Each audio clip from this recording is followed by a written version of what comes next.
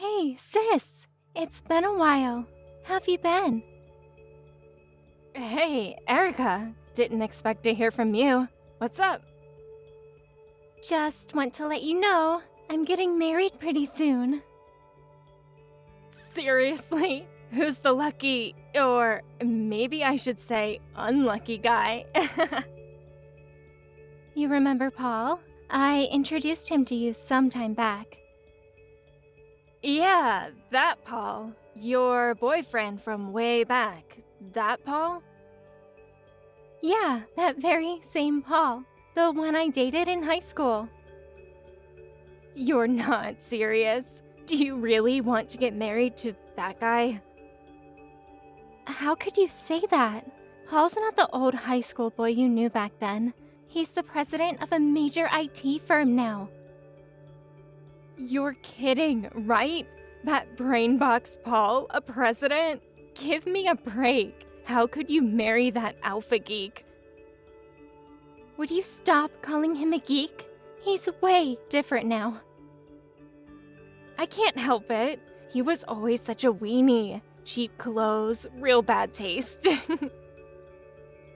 That's all just superficial. You say he's a president of an IT company? And maybe he should dress a little better, play the part.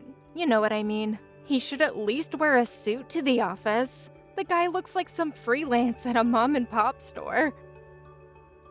I don't know where you get your information, Carol. If you had checked it out in detail, you'll know that his company is full remote. There is no traditional office. Nobody commutes, so all employees dress as they please. Anyway, Paul was never concerned about fashion. As long as he's healthy and squeaky clean, who's to complain? Besides, Paul is someone who is respected and admired. Come on, Erica. Don't make me laugh. Compared to him, take a look at my hubby. He works at a major corporation with annual income of over $150,000. Now that's something to be respected and admired. For good measure, he's super handsome and buys me anything I want. Do you always have to make comparisons? It's really annoying. For you, your husband is probably the best in the world, and for me, Paul is number one, but... Yeah, you'd say he's your number one, but you really didn't have any other options, right? Besides, compared to me, I'm more of a woman than you. No guy would give you a second look, so you had no other choice but to pick this geek. I feel sorry for your little sister. You got it all wrong, Carol. I'm marrying him because I love him. Always have, ever since high school. Do you really love this guy? Sounds more like he talked you into it. Programmed you as if you were a computer. I pity you, Erica. To be duped into marrying this tech guru or whatever you think he is. No need to pity me. I'm very happy just being around him. Sounds like you're already landed in Glumsville. Open your eyes, Erica, before it's too late. You really never change, sis. You never take the time to see my side of the story, or show any concern for how I feel. It's just that I can't wrap my head around why you would marry some freelancer. Like I keep saying, he's not a freelancer. He's the president of an IT company. Anyway, once we set the date for the wedding, I'll let you know. See ya. Are you really going through with this, Erica? Really hooking up with that teleworker? Are you still harping on about that? It's our wedding day. Can't you be a little more respectful? That's exactly why I'm saying this now. I can't believe you're really going to tie the knot with that Poindexter. How many times do I have to keep repeating myself? He's the president of an IT firm. A lot of people admire him. Many of them are here today. No use trying to sugarcoat this whole mess of a wedding. The guy can't even buy proper clothes. Just your sorry-ass teleworker, freelancer, whatever you want to call him. Just not IT president. As a relative, this is really embarrassing. I just wish you would just put the kibosh on it. Paul just isn't the type to waste money on clothes, and he has zero interest in brands. How many times do I have to keep repeating myself? Some people have money but opt not to use it on such frivolous things. Can't you get that through your head? All you're doing is trying to convince yourself that you're making the right decision by candy coating everything to suit your agenda.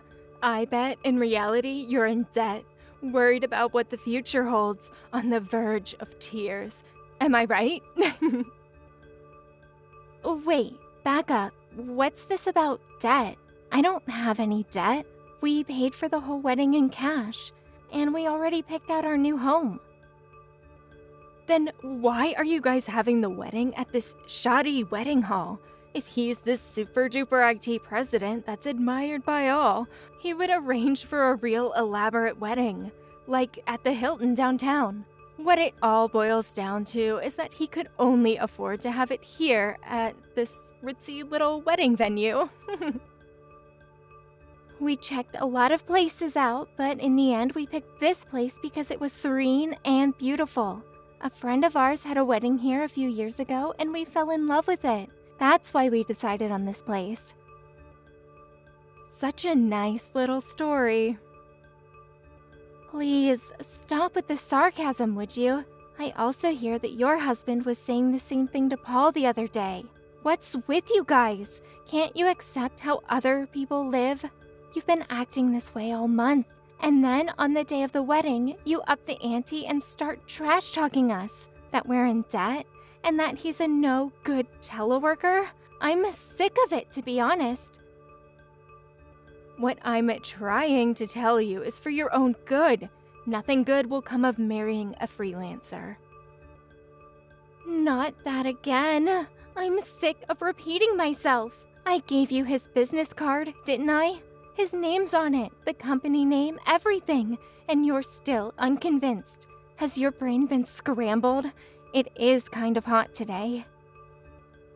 Anybody can print up business cards, and besides, I never even heard of that company. I just got to the wedding hall. Have to cut this short. Talk to you later. Could you at least keep your mouth shut during the wedding?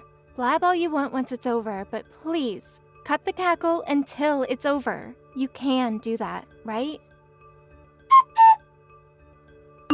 Hey, Erica, maybe it would be better if you canceled the wedding. Say again? The wedding starts in 10 minutes. What are you up to now? Everyone's all seated now, expecting the whole thing to start. I already announced to everyone that you're marrying a penniless freelancer geek, and that this wedding is drenched in debt. I warned them that they'll come crying to everyone afterwards for handouts. So better to skip this little celebration. Hold it 1 second, Carol. I did it for your own good, Erica. I know you'll live to regret it, and plus, it's a total disgrace for the entire family. If I didn't warn them and put a stop to this, I figured you wouldn't wake up from this happy valley you seem to be stuck in. The wedding starts in 5 minutes. I won't be attending, by the way. I don't want to contribute money to paying off your debts. Is that so? All right, I'll have you and your husband's seats removed.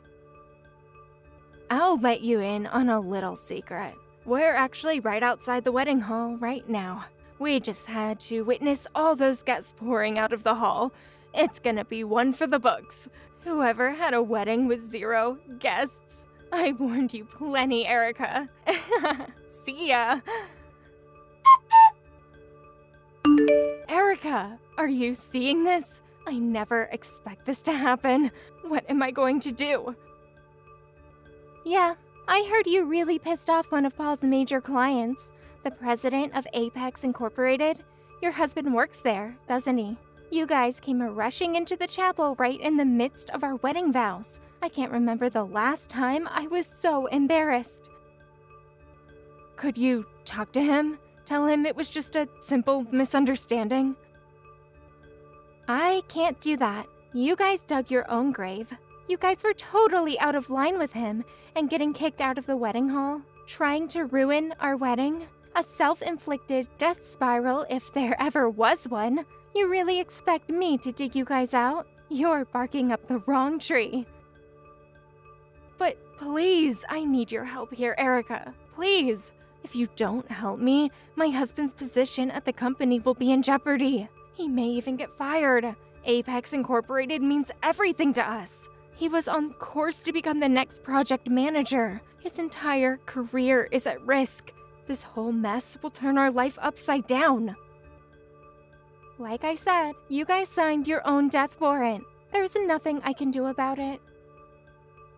There's plenty you can do. You're my little sister. You have an obligation to help me. As family, we are honor-bound to help each other. Wait, what? Did you just use the word family? Do you really consider me family? You've always treated me with disdain, always berating me, calling Paul a freelancer, debt-ridden, and you try to ruin our wedding. And now you come crying to me for help because we're family? Spare me. Please, don't say that. I consider us family. I was only trying to help you. Trying to help me? Really? That's right. We did all that because we were concerned for your future. But I never expected the president of Apex Incorporated to be there. How does Paul even know the guy, for Pete's sake? By the way, what did you even say to the president? Well, it was... Come on, tell me. What was it that pissed him off so much?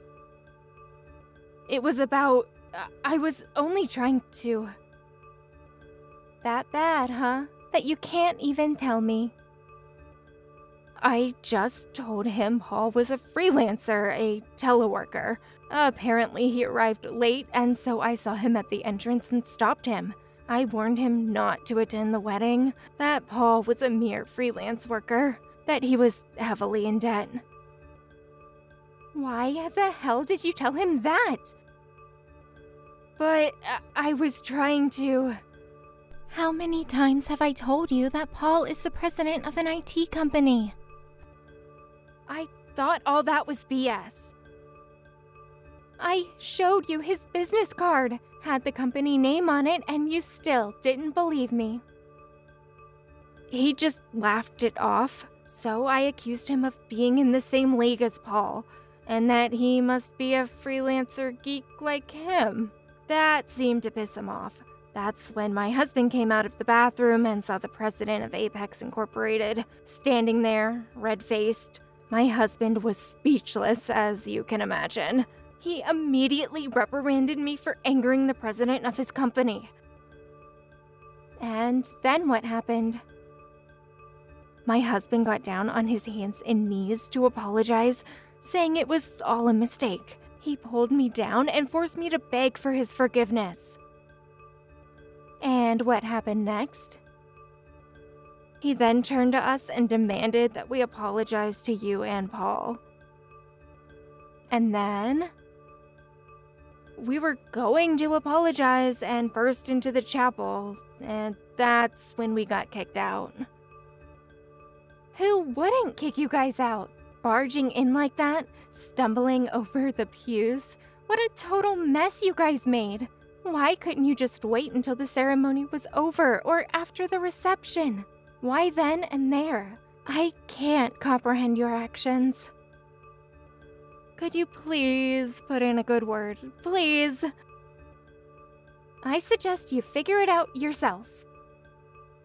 How are we supposed to figure it out ourselves? He said he didn't even want to see our faces anymore.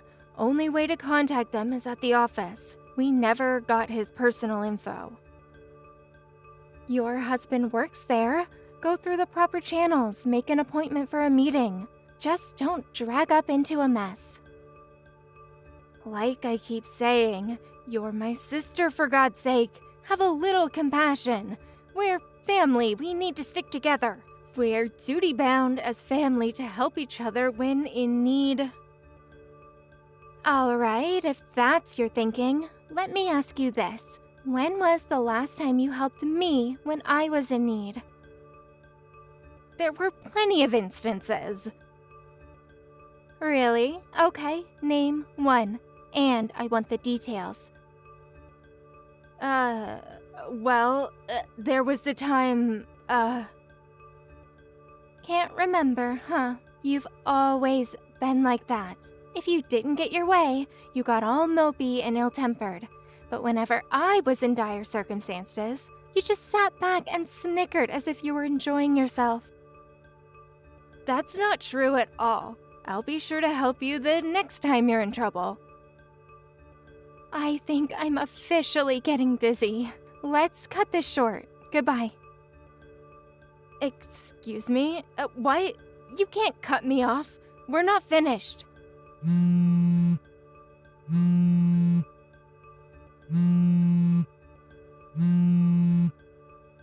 Erica, you can't leave me hanging. Growing up, my folks were always so busy. They left us to my grandma. She was the one who brought us up. After she passed, my folks just provided monetary support, never really interfered in our personal affairs. We were basically left on our own. That is, when things got tricky, there was no adult supervision. Either we keep things in check or do whatever we wanted. My sister seemed to have picked the latter. Maybe that's why she ended up being such a malicious woman. But then she married a like-minded guy. A double whammy if there ever was one. But these two eventually got divorced. Apparently, that incident was the talk of the office for months afterwards. It was apparently hard for him to remain at the company, and as a result, he eventually retired. He blamed my sister for it all, of course. These people always find a victim. They themselves are never in the wrong. My sister had been a housewife all these years and never really gained any useful skills. So, what did she do? She began trying to seduce my husband, Paul. My father finally had enough of her nonsense and dumped her in some institution. I'm not sure what kind of institution, and I don't want to know. That was the last I heard from her, and I hope it's the last. Thank you for watching. Please subscribe and hit the like button. See you next time.